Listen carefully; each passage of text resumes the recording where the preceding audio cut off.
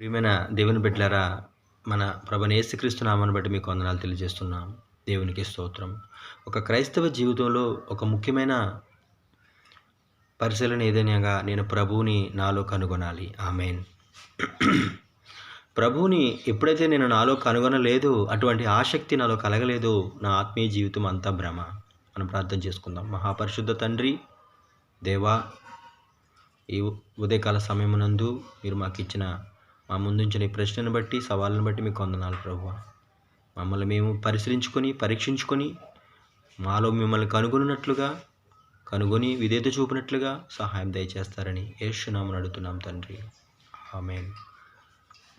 అవునండి, దేవునికి స్తోత్రం. ప్రతి వ్యక్తి హల్లెలూయా, చిన్నవాడే కానీ, పెద్దవాడే కానీ, ఎంతో గొప్పవాడే కానీ దేవునికి స్తోత్రం. అతను మొట్టమొదటిగా తెలుసుకోవాల్సినది ఏంటి అంటే, ప్రభువు నాలో నేను కనుగొన్నానా? ప్రభువు నాలో ఉన్నారా? దేవునికి స్తోత్రం.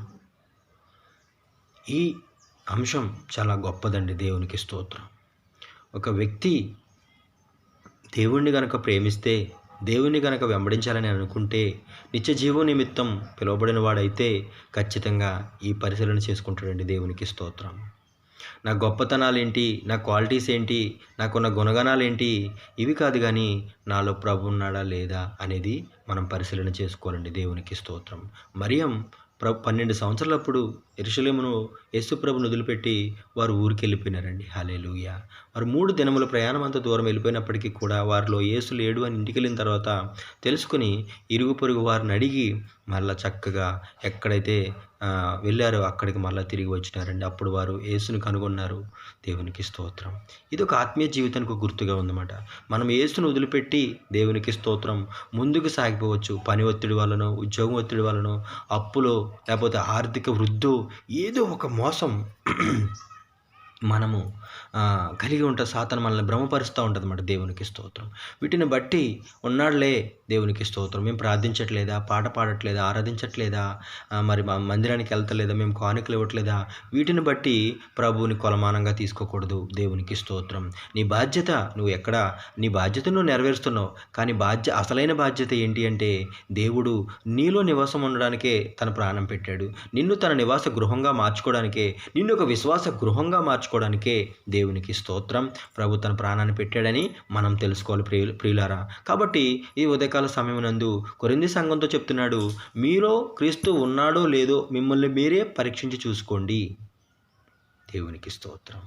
పరిశీలించి చూసుకోండి, పరీక్షించుకోవాల్సింది భక్తి పాట ఆరాధన కాదు. నేను బాగా పాడుతున్నానా లేదా, బాగా బోధిస్తున్నానా లేదా, బాగా చెప్పగలుగుతున్నానా లేదా, బాగా వెళ్తున్నానా లేదా, ఇవి కాదు. ఒంటరిగా కూర్చొని ఇవన్నీ సెకండరీ పక్కన పెట్టి, ప్రభువా నీవు నాలో, నీ ఆత్మ సంవేదన, నీ ఆత్మ యొక్క జీవంతో నాలో ఉన్నావా లేవా అని మనం ఖచ్చితంగా పరిశీలిస్తే, పౌలు చెప్తున్నారు, మీలో లేని ఎడల భ్రష్టులు, కానీ మీరు భ్రష్టులు కారని మా ప్రయాసను బట్టి మేము ప్రభుని కృతజ్ఞతలు చెల్లిస్తున్నాము అంటున్నాడండి. దేవునికి స్తోత్రం.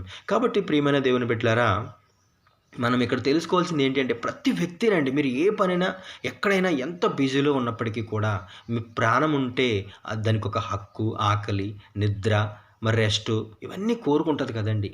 నీకు రెస్ట్ కోరుకుంటున్నావంటే కారణం ఏంటి? దాన్ని ఎందుకు రెస్టు అని అంటే, నీ ప్రాణంతో ఉన్నావు కాబట్టి నీ శరీరం ఏదైనా పని చేసినప్పుడు, అలసిపోయినప్పుడు, సొమ్మసిల్లిపోతున్నప్పుడు దానికి ఒక విశ్రాంతి కోరుకుంటుంది అన్నమాట. అట్లాగే మన ఆత్మలో ఉన్న దేవుడు కూడా దేవునికి స్తోత్రం హల్లెలూయా మనము కనుగొనాలి. మన ఆత్మలో ఉన్న దేవుడిని మనం కనుగొనాలి.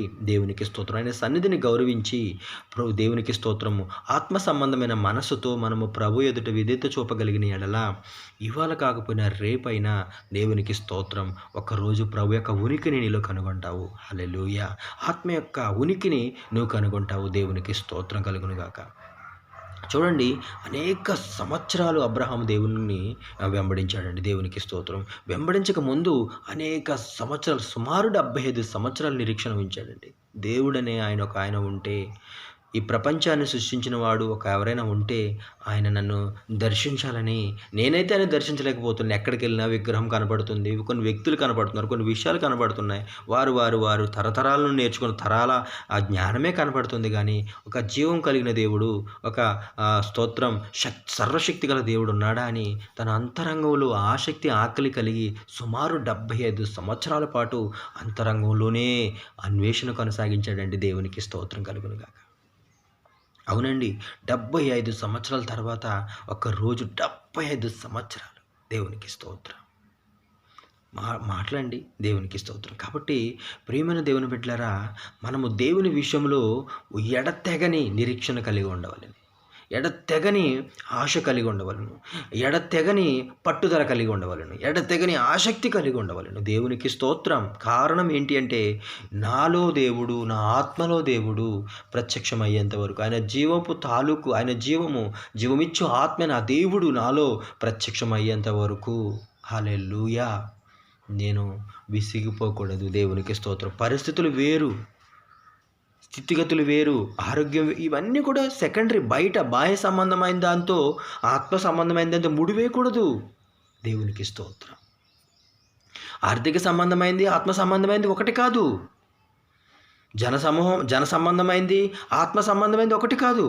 దీని రెండింటిని కలపకూడదు. ఇది ఒక ప్రత్యేక సంబంధమైంది. అందుకే మానవుని యొక్క ఆత్మ మా శరీరంలో ఏ అవయవంతో కనెక్ట్ అయ్యి లేదు. అది బ్రెయిన్ తోటి నడిపించబడేది కాదు, మనసుతో నడిపించబడేది కాదు. ఊపిరితిత్తులు దానికి అవసరం లేదు, గుండె దానికి అవసరం లేదు. దానికి ఈ శరీర సంబంధమైన ఏదైతే ఇన్ఫ్రాస్ట్రక్చర్ ఉందో, అవయవాలు ఇవేమీ కూడా వాటి మీద, ఆత్మ మీద ప్రభావం చూపలేవు. ఆత్మ శరీరానికి సంబంధించింది కాదు. శరీర సంబంధమైనది ఏది కూడా ఆత్మను బ్రతికించలేదు, ఆత్మను నడిపించేది దేవుడే. కాబట్టి ప్రియమైన దేవుని బిడ్డలారా, నువ్వు ఎంత నేర్చుకున్నావు, ఎంత చెప్పగలుగుతున్నావు, ఎంత దూరం వెళ్ళిపోయావు కాదు. తిరిగిరా. Come back and find your Jesus in your heart. Hallelujah. కాబట్టి మనము ప్రభుని కనుగొనులాగున, ప్రభుని పరీక్షించి మనలో తెలుసుకొనిలాగున, మనోనేత్రం వెలిగించబడులాగున, మనం అందరమును కూడా మన పట్టుదలలు, మన గొప్పతనాలు, మన సంస్థ యొక్క, మన నాయకుల యొక్క ఆలోచనలు కొంచెం పక్కన పెట్టి, మనము ప్రభువుకి విధేయత చూపులాగున, ఆ ప్రభుని మనము కనుగొనులాగున హృదయపూర్వకంగా అన్వేషణ కొనసాగించాలి. ప్రభు ఇర్మియాతో చెప్పినాడు, హృదయపూర్వకంగా, మనస్ఫూర్తిగా, వివేచనాపూర్వకంగా నన్ను వెతుకుని ఎడల నేను ప్రత్యక్షమవుతా. దేవునికి స్తోత్రం. అవునండి, దేవునికి స్తోత్రం. అలాంటి సంవేదన నుంచి, అలాంటి ఆలోచన నుంచి నేను వచ్చానండి. దేవుడు అనేవాడు ఉన్నారా? దేవుడు అనేవాడు ఉంటే మరి ఏంటిదంతా అని భౌతిక సంబంధమైన కలవరంతో ఆత్మ సంబంధమైన దేవుడు లేడేమో అన్నట్టుగా అనిపించేది నాకు. దేవునికి స్తోత్రం. అప్పుడు నాకు అర్థమైంది, ఒక రోజు నా ప్రభు నన్ను దర్శించినప్పుడు, నా ఆత్మకు జీవం ఇచ్చినప్పుడు, దేవునికి స్తోత్రం, ప్రభువు నాలో ఉన్నప్పుడు నాకు అర్థమైంది, ఆత్మ సంబంధమైంది, భౌతిక సంబంధమైంది రెండు ఒకటి కాదు. దృశ్యమైంది, అదృశ్యమైంది రెండు ఒకటి కాదు. దృశ్యమైంది బలమైందని, అదృశ్యమైంది బలహీనమైందని కాదు. అదృశ్యమైంది ఎప్పుడు కూడా నిత్యమైందని నేను తెలుసుకున్నానండి. దేవునికి స్తోత్రం. అప్పటి నుండి కూడా నేను జనం వైపు చూడడం కాదు, ఎవరు గొప్ప పెద్ద నాయకుల యొక్క దయాదాక్షిణ్యాల వైపు చూడు, నేను నా ప్రభు వైపే చూస్తూ, నా ఆత్మలోనే నేను పరిశీలించుకుంటూ, ఆ ప్రభు అయిన యేసుని నా హృదయపూర్వకంగా నేను వెంబడిస్తున్నానండి. దేవునికి స్తోత్రం. కాబట్టి ప్రియమైన దేవుని బిడ్డలారా, మీరు వెంబడిస్తే మీ జీవితంలో అద్భుతాలు జరుగుతాయి అనుకుంటున్నారా? లేదు, ఏదో వింత మనసులో ఉండడం కాదు. సర్వసాధ యేసుప్రభువే దాసుడిగా వచ్చినప్పుడు దేవునికి స్తోత్రం. మనం ఆ దాసత్వాన్ని, ఆ మానవ సంబంధమైన ఆ దేవుడు ఎలాగ తగ్గించుకుని, అలాంటి తగ్గింపు, అలాంటి దీనత్వము, సాత్వికము మనము వెంబడించాలి తప్ప ఏదో చూపించుకోవడానికో లేకపోతే ఏదో గొప్పతనమో కాదు. కానీ దేవునికి స్తోత్రం. కాబట్టి ఈ ఉదయకాల సమయంలో ప్రియమైన దేవుని బిడ్డలారా, నీ ఆత్మలో ఉన్న దేవుని నువ్వు పరిశీలించి కనుగొని నీ విధేయత చూపిన ఎడల నీవు ధన్యుడిగా మార్చబడతావని ఈరోజు ఈ ఉదయకాల సమయం నందు ప్రభుని యేసుక్రీస్తు నామములో నీకు విజ్ఞాపన చేయుచున్నాను. ఆమేన్.